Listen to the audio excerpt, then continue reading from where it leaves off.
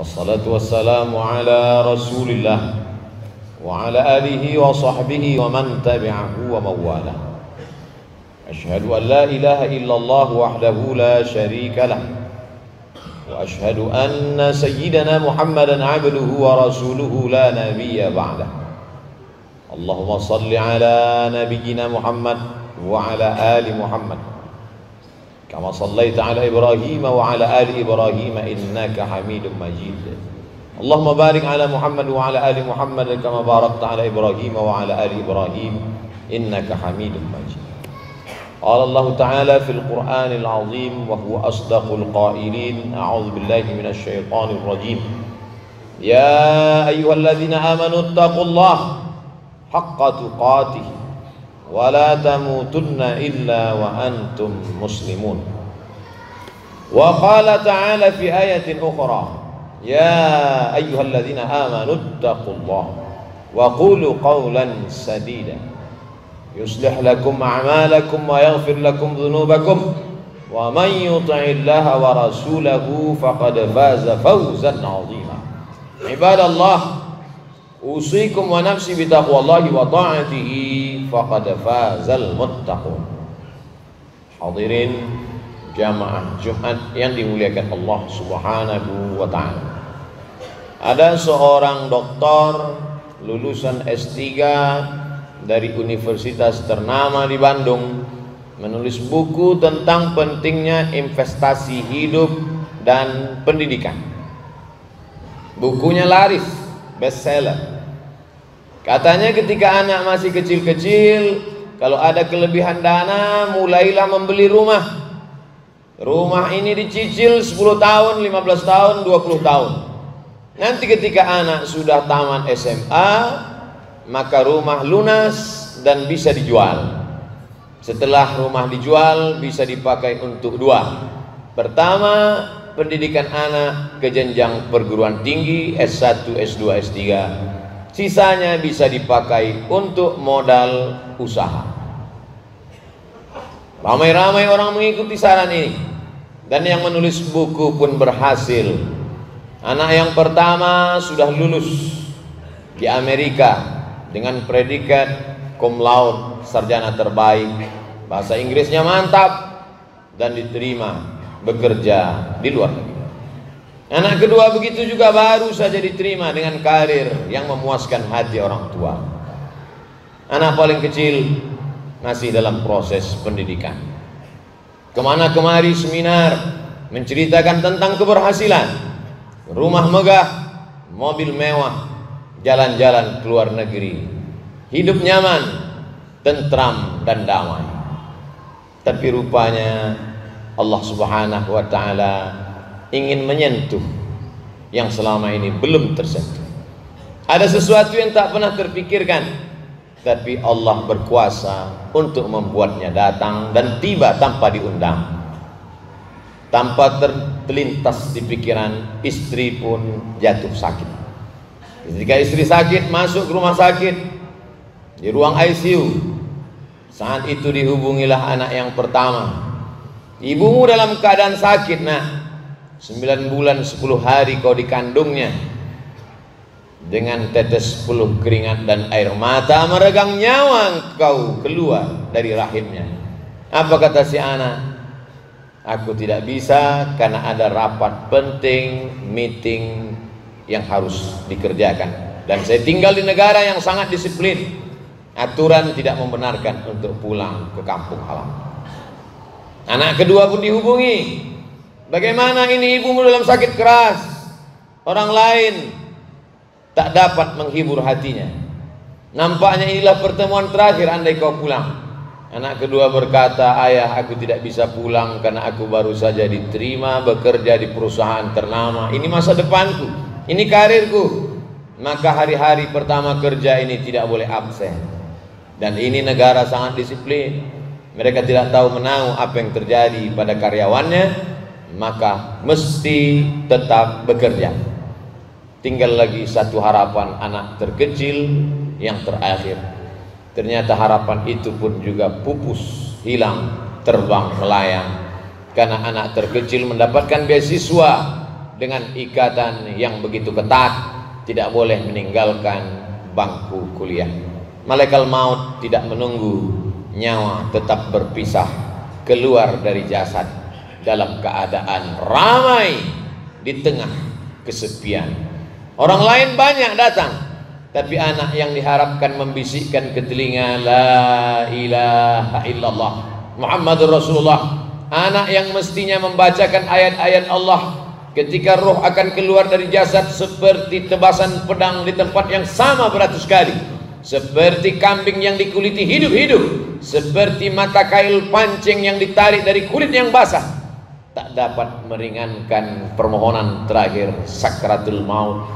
Apa mau dikata, nasi sudah menjadi bubur. Akhirnya jenazah itu dibawa juga ke liang kubur, pusara ditutup, air mata menetes, bukan karena kematian, tapi karena buah hati belayan jiwa tak seperti yang diharapkan. Ternyata kesuksesan belum tentu melahirkan kebahagiaan.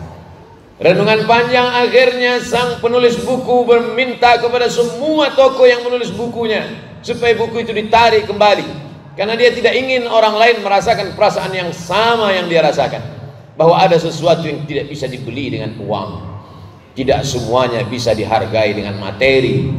Ada penyesalan panjang, air mata darah tak mengembalikan kehidupan. Kita hanya dapat mengambil pelajaran. Itu yang dipesankan Abu Darda, sahabat Nabi yang mulia, atafakkur sa'at, berpikir sesaat, khairun min qiyami lailah, lebih baik daripada tahajud sepanjang malam.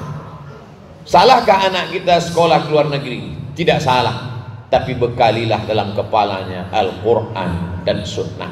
Salahkah dia hebat menjadi orang yang berkarir bahasa Inggris luar biasa? Tak salah, tapi tanamkanlah dalam kepalanya bahasa Arab, mengerti akhlak, sopan santun, tata krama, budi bahasa. Halakam ru'un lam ya'rif qadrahu, orang celaka bukan orang miskin susah melarat, orang celaka orang yang tak tahu siapa jati dirinya. Kenalkan dia bahwa kita adalah orang Minangkabau yang dalam satu hembusan nafasnya dia berkata tentang agama dan adat istiadat. Adat basandi syara, syara basandi kitabullah. Ajarkanlah kepada dia bahwa kau akan mati, hidup hanya sebagai tempat persinggahan. Panas terik bernaung di bawah kayu yang rindang, sementara matahari condong. Tiba masanya kita akan berlalu.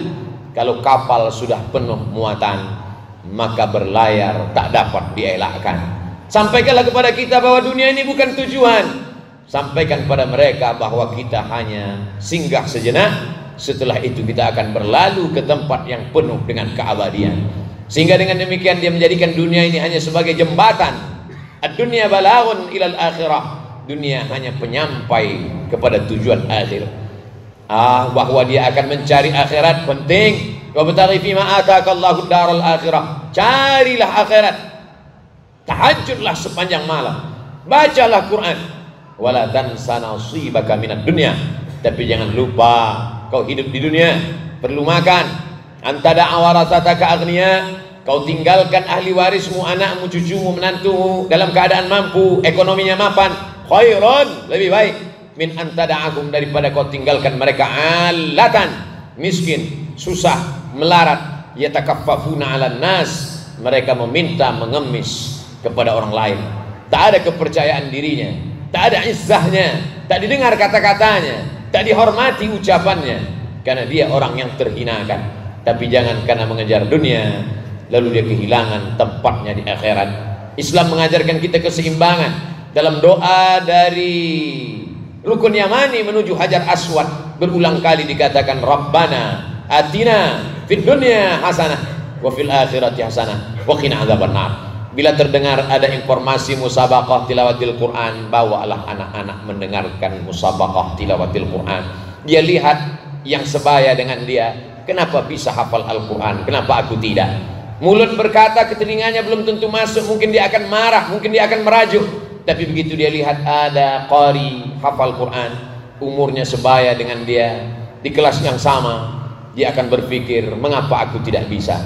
Kalau ada pengajian, bawalah dia ke masjid. Dia akan lari, dia akan melompat, dia akan berteriak, tidak apa-apa. Tapi paling tidak dia terbiasa. Nanti dia akan membawa anak dia pula pada masa kita sudah lagi tiada di atas muka bumi Allah. Kalau ada pengajian, ada pertemuan keluarga, bawalah dia, dudukkan dia dekat ulama, mintakan barokah. Sampai masanya nanti kita mati dimakan cacing tanah, dia akan membawa cucu kita, anak-anak kita yang tidak pernah kita kenalkan dengan ulama, maka mereka hanya tahu dunia semata. Sampai masanya kita pun akan hilang dari mata mereka. Air mata mereka meleleh bukan karena kita mati, tapi karena harta warisan kita terlalu sedikit untuk menopang ekonomi mereka. Bukan air mata itu yang dapat menolong, membantu kita. Air mata yang dapat menolong adalah ketika dia bangun di tengah malam, dilihatnya sajadah. Dulu di sajadah ini ayah tegak berdiri, dulu di sajadah ini ibu selalu berdoa. Mungkin selama hidup dia tidak pernah tahajud, mungkin selama hidup dia tidak pernah berdoa, dia marah, dia melawan, dia egois. Tapi setelah kita pergi, sajadah itu menjadi perlipur lara, penghapus duka, pengusap air matanya. Dia akan bangun di tengah malam, dia bersimpuh sujud menyesal panjang.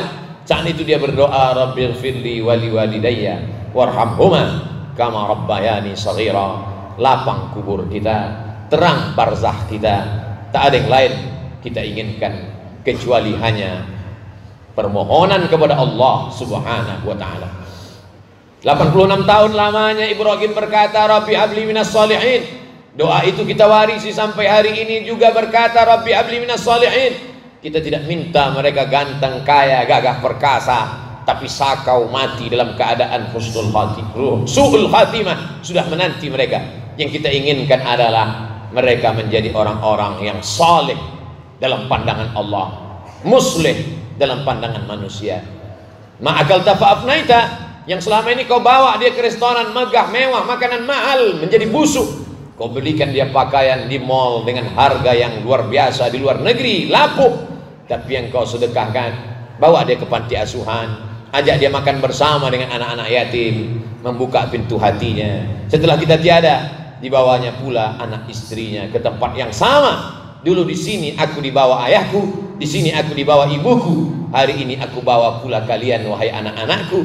Betapa kita tidak pernah menceramahi mereka, tidak pernah menggurui mereka, tapi perbuatan kita masuk ke tangkai jantungnya, masuk ke ubun-ubun kepalanya, bersarang dalam tulang belulangnya, akan dia ulang sampai kita mati. Saat itulah kita sedang mengajarkan amal jariah. Idza matal insan, mati manusia, inqata'a, putus. Tapi ada yang tak putus. Mungkin kita bukan seorang ulama, mungkin kita bukan seorang berilmu, bukan buya, bukan siapa-siapa, tapi ternyata hal-hal yang kecil kita ajarkan, itulah yang akan berkesan. Adapun perguruan tinggi yang pernah mencetak mereka bergelar Doctor of Philosophy, pertanyaan kembali hanya pertanyaan untuk anak MDA. Man rabbuka, siapa Tuhanmu? Man nabiyuka, siapa nabimu? Ma kitabuka, apa kitabmu? Pertanyaan yang simpel sederhana, tapi tak dapat dijawab oleh cendekiawan dan intelektual, karena memang Allah yuthabbitullahu alladzina amanu bil qawli tsabit. Dia hanya akan mengokohkan kalimat yang selalu diucapkan, yang selalu diamalkan. Dulu 20-30 tahun yang lalu, saat dia lahir ke atas dunia, merah kulitnya, 2 jari tapak kakinya sejengkal panjang tubuhnya, kita yang membisikkan ke telinganya sebelah kanan, sayup-sayup dengan derai air mata, asyhadu an la ilaha illallah. Apa yang kita inginkan? Kita tak pernah minta dia belikan kita rumah yang besar, kita tak pernah meminta dia membelikan kita mobil yang mewah. Yang kita inginkan cuma satu. Nah, dulu saat kau lahir ke atas dunia ini, aku membisikkan ke telingamu la ilaha illallah. Yang ku minta cuma satu, ketika aku akan pergi meninggalkan kalian, ketika saat itu masa genting tiba dan datang, aku hanya minta satu, engkau jugalah yang membisikkan ke telingaku lafaz talqin la ilaha illallah Muhammadur Rasulullah. Barakallahu li wa lakum fil Qur'anil azim wa nafa'ani wa iyyakum bima fihi minal ayati wadh-dhikril hakim wa taqabbala minni wa minkum tilawatan innahu huwal ghafurur rahim. alhamdulillahilladzi bi ni'matihi tatimmus shalihat. Wassalatu wassalamu ala sayyidis sadat wa ala alihi wa ashabihi ahlil fadaili wal karamat. Asyhadu an la ilaha illallah wahdahu la syarika lah wa asyhadu anna sayyidana Muhammadan abduhu wa rasuluhu wa safiyuhu min khalqihi wa khaliluhu addal amanah wa ballagha ar-risalah wa nasaha lil ummah wa tarakana 'alal mahajjatil bayda lailuha kanahariha la yazighu anha illa halik. Allahumma salli ala sayyidina Muhammadin an-nabiyil ummi wa ala alihi wa sahbihi wa barik wa sallim. Qala Allah ta'ala fil Qur'anil 'azim wa huwa asdaqul qailin. A'udzu billahi minasy syaithanir rajim. Bismillahir rahmanir rahim. Wal 'ashr innal insana lafi khusr illa alladhina amanu wa 'amilus shalihat wa tawasaw bil haqq وتواصوا بالصبر. وقال تعالى في آية أخرى إن الله وملائكته يصلون على النبي يا أيها الذين آمنوا صلوا عليه وسلموا تسليما. اللهم اغفر للمسلمين والمسلمات والمؤمنين والمؤمنات الأحياء منهم والأموات برحمتك يا أرحم الراحمين. اللهم انصر الإسلام والمسلمين واخذل الكفرة والمشركين ودمر أعداءك أعداء الدين. اللهم انصر إخواننا المجاهدين في فلسطين. اللهم انصر إخواننا المستضعفين في الهند وفي أيغور وفي كل مكان من مشارق الأرض إلى مغاربها. اللهم دمر أعداءك أعداء الدين. اللهم شتت شملكم وفرق جمعكم واجعل كيدكم في نحورهم. اللهم ادفع عنا الغلاء والوباء والفحشاء والربا والزنا والمنكر ما ظهر منها وما بطن من بلدنا هذا خاصة ومن بلدان المسلمين عامة. لا تدع لنا في مقامنا هذا وفي ساعتنا هذه ذنبا إلا غفرته ولا هما إلا فرجته ولا دينا إلا قضيته ولا مسافرا إلا وصلته ولا مريضا إلا شفيته ولا ميتا إلا رحمته ولا حاجة من حوائج الدنيا والآخرة لك رضا ولنا فيها صلاح إلا قضيتها ويسرتها يا أكرم الأكرمين. أكرمنا ولا تهنا. عباد الله أوصيكم ونفسي بتقوى الله وطاعته فقد فاز المتقون. إن الله يأمر بالعدل والإحسان وإيتاء ذي القربى وينهى عن الفحشاء والمنكر والبغي يعظكم لعلكم تذكرون. فاذكروا الله العظيم يذكركم واسألوه من فضله يعطكم ولذكر الله أكبر والله يعلم ما تصنعون. أقم الصلاة.